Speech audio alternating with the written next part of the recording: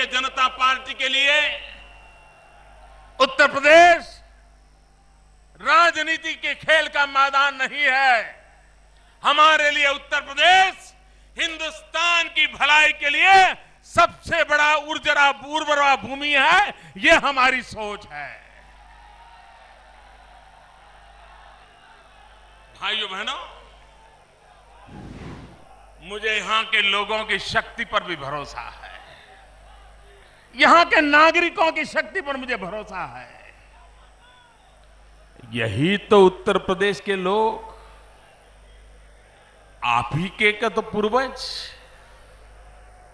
आप ही के तो पुरखे इसी भूमि पर राम राज्य बनाने का काम आप ही के पुरखों ने किया था।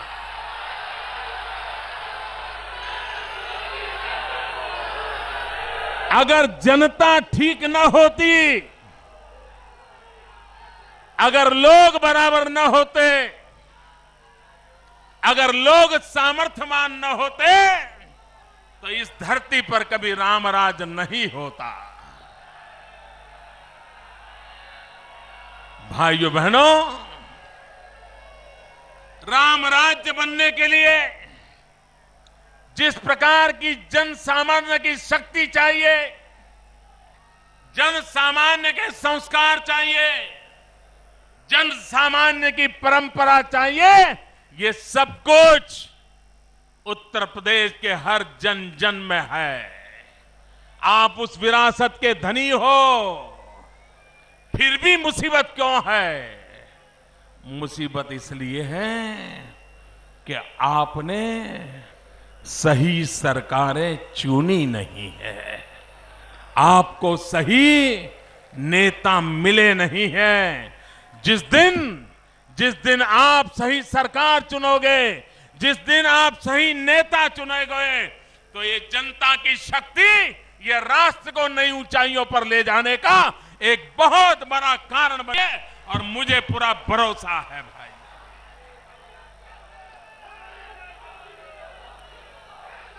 भाइयों बहनों, मेरा उत्तर प्रदेश का किसान, अकेला उत्तर प्रदेश का किसान अगर एक बार ठान ले,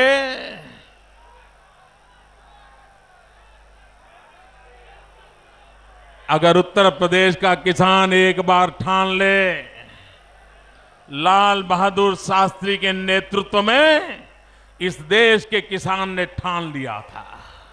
जब लाल बहादुर शास्त्री ने मंत्र दिया था, जय जवान जय किसान, और यही मेरे देश का किसान जिसने हिंदुस्तान के अन्न के भंडार भर दिए थे, यही धरती, यही किसान, यही परंपरा, लेकिन सही नेतृत्व ने आवाहन किया, यही मेरे किसान ने हिंदुस्तान का भंडार भर दिया था। भाइयों बहनों, अकेला उत्तर प्रदेश पूरे यूरोप का पेट भर सकता है, पूरे यूरोप का पेट भर सकता है, इतनी ताकत है। लेकिन सरकारें ऐसी बनी हैं, देश ऐसे चल रहा है, आज यूरोप का पेट भरने का सामर्थ्य रखने वाला किसान आज दुर्भाग्य से खुद का पेट नहीं भर पा रहा है। इससे बड़ी दुखद बात क्या हो सकती है?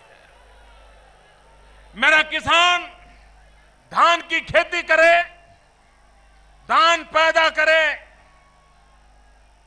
दिन रात मेहनत करे, उसके मन में एक भाव हो, इस मेहनत से पका हुआ धान किसी गरीब के पेट में जाएगा, किसी गरीब की जिंदगी को बदलेगा, उसके आशीर्वाद मिलेंगे, सिर्फ पैसों के लिए नहीं, इसके दिल में रहता है। किसान जब खेती करता है तो उसके मन में रहता है कोई जीव मात्र, सिर्फ इंसान नहीं, पशु पंखी भी भूखे न रहे, इसलिए किसान पसीना बहाता है, मेहनत करता है। लेकिन भाइयों बहनों, इतनी मेहनत करके धान पकाने वाला किसान जब टीवी पर देखता है, अखबार में पढ़ता है कि रेलवे के प्लेटफॉर्म पर पका पकाया धान पानी में भीग रहा है, सड़ रहा है, भाइयों बहनों, वो सिर्फ आर्थिक नुकसान होता है ऐसा नहीं, किसान के दिल को चोट पहुंचती है। भैया, आपके सारे नारे मुझे पहुंच गए, मैं आपका आभारी हूं।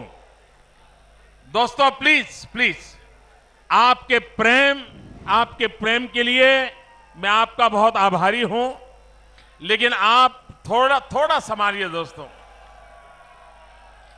अब इतना बड़ा मैदान भी छोटा पड़ गया, क्या करे भैया।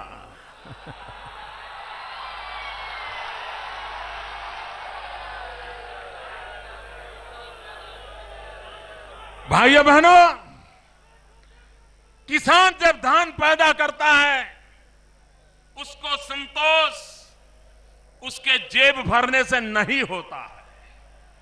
उसके जेब में कितने रुपए आए इससे किसान को संतोष नहीं होता है। उसको तो संतोष तब होता है कि इसने कड़ी मेहनत करके जो धान पैदा किया है वो धान गरीब के काम आया कि नहीं आया, तब जाकर के उसको संतोष होता है।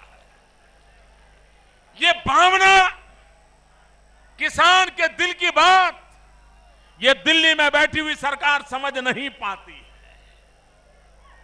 वो सिर्फ कागज पे हिसाब किताब करने वाले लोग किसान की भावना को समझ नहीं पा रहे हैं और उसके कारण धान के भंडार पानी में भीग रहे हैं, सड़ रहे हैं। और भारत की सुप्रीम कोर्ट हुक्म करती है कि ये धान गरीबों को बांट दिया जाए। दिल्ली की सरकार धान को सड़ने देती है, लेकिन गरीबों को बांटने से इनकार कर देती हैं। सुप्रीम कोर्ट के कहने के बाद भी इनकार कर देती हैं। भाइयों बहनों, और बाद में क्या करती हैं? जिस किसान ने पसीना बहा करके धान पैदा किया उसको 80 पैसे के दर से शराब बनाने वालों को बेच देते हैं। शराब बनाने वालों को। क्या मेरा देश का किसान, उसको पीड़ा होती होगी कि नहीं होती होगी? भाइयों, इसके दिल को चोट पहुंचती होगी कि नहीं पहुंचती होगी? मैं हैरान हूं भाइयों, क्या कोई देश के ऐसे शासक हो सकते हैं जो गरीबों की मेहनत, किसान की मेहनत, उसको इस प्रकार से शराब बनाने के लिए उसको लगा दें? ये किसानों का अपमान है, धरती पुत्रों का अपमान है, और साथ साथ हमारे देश के गरीबों की मजाक है। भाइयों बहन,